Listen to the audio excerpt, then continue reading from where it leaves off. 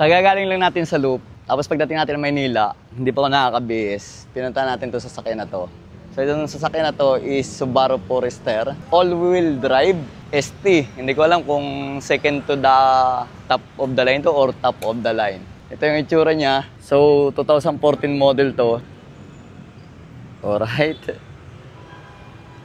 Ang mga gulong. Ayan o. Expire na. Sobrang lutong na. Yung likod parang ganun din. Ano bang production date nito? 2013 pa yata. Tapos, tagal na nakatambak. Ganyan. Pero nagustuhan ko dito is mababa yung milyahe. Ito. Engine start. Wow. May mga error lang. Aaralin ko pa. Pero natatakbo. Mapapansin nyo.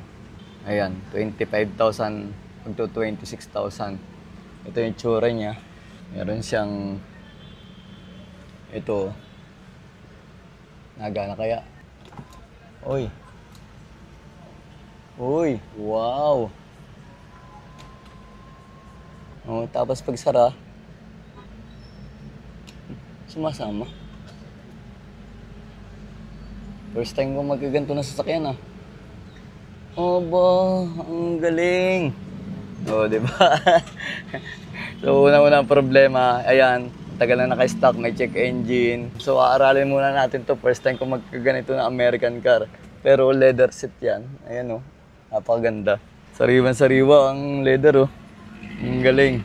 Ang baba ng milyahe. So, kaya ako ginawa ng video to para magpatulong ako sa inyo. Sanay ako na Japanese car ang ating sasakyan. Mga Toyota, Mitsubishi, pero ito American motor to. Malamang ipapa-scan ko ang nito, ang makina kasi may mga check engine. Comment nyo naman ako, tulungan nyo naman ako tungkol dito para pagandahin natin. Ibebenta natin to pero papagandahin natin to. Ang sigurado ko lang sa inyo is mababa ang milyahe. Matagal na nakatambak kaya ipapayos natin lahat. So unang observation natin sa Forester na to, palibasa nga matagal na naka-stock. Pumunta agad tayo dito sa Cool Drive. Dito lang yan sa May Casimero. Dito lang yan sa Las Piñas. Unang observation brother, ano? Ano? Eh siguradong walang pre yun, eh mainit eh. Ano, lalagyan natin pre yun? Abay siyempre, lagi. So ayan na, kinakargahan na.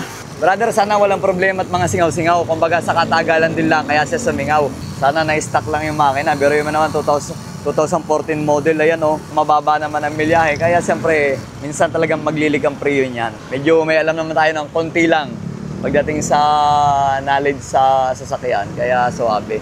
So pumapalo naman ang kompresor.